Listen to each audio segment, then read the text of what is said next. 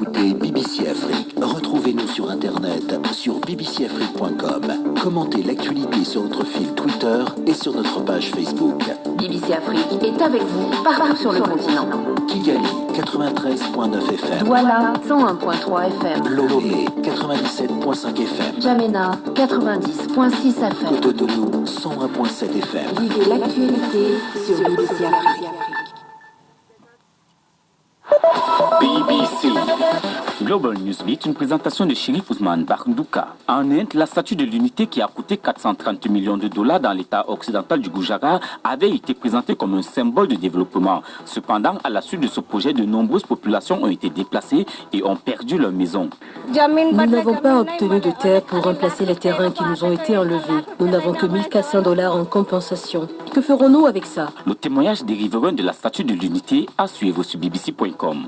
Selon un rapport de l'ONU, plus de 140 civils ont été tués au cours des 5 premiers mois de l'année dans la région nigérienne de Difa, théâtre depuis 2015 d'incursion du groupe djihadiste Boko Haram.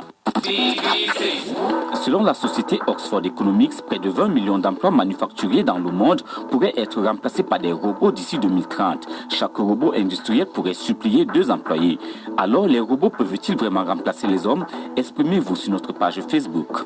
Le leader de l'opposition vénézuélienne, Juan Guaido, a déclaré à la BBC que l'intervention militaire extérieure reste une option pour assurer la chute de Nicolás Maduro et une transition politique. Il a insisté qu'il est le président légitime. Il y a 3 options pour résoudre le conflit au Venezuela. Une élection, la fin du gouvernement illégitime dans une transition.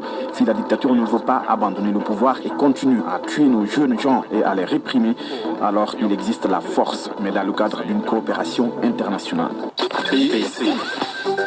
David Silva en fin de contrat avec Manchester City en juin 2020. Il quittera les Citizens au terme de la prochaine saison. Le milieu offensif de 33 ans a annoncé qu'il ne renouvellera pas son contrat. Les scientifiques ont identifié plus de 50 nouveaux lacs situés sous la calotte glaciaire du Groenland. 4 seulement avaient déjà été détectés. Ces lacs seraient alimentés par l'eau de fonte. L'Antarctique cache quelques 470 lacs sous ses glaces, mais ces dernières études anglo-américaines prouvent que la région polaire nord en possède également. Global Newsbeat. BBC.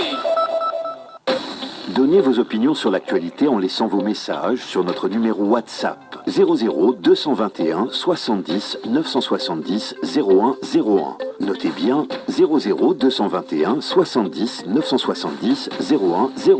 Vos commentaires seront diffusés du lundi au vendredi dans À vous l'antenne. Le week-end, BBC Afrique propose un condensé de vos réactions. La BBC, toujours proche de ses auditeurs. BBC Afrique.